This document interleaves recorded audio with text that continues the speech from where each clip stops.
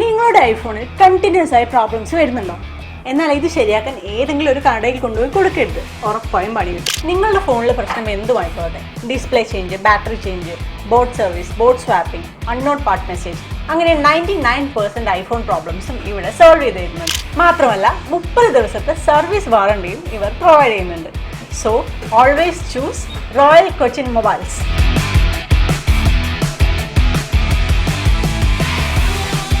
Fort Kochi division കമ്മിറ്റിയുടെ ആഭിമുഖ്യത്തിൽ 79ാം സ്വാതന്ത്ര്യദിനം ആഘോഷിച്ചു.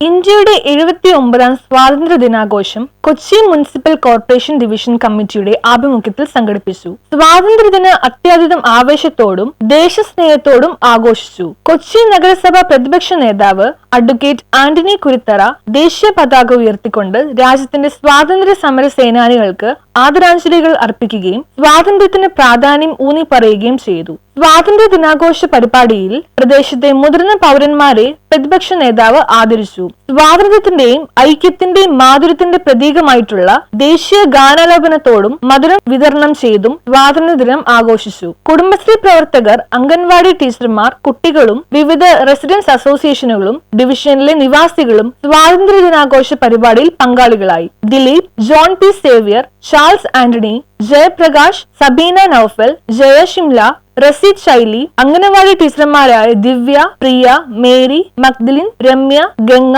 തുടങ്ങിയവർ നേതൃത്വം നൽകി. News bureau, Kochi.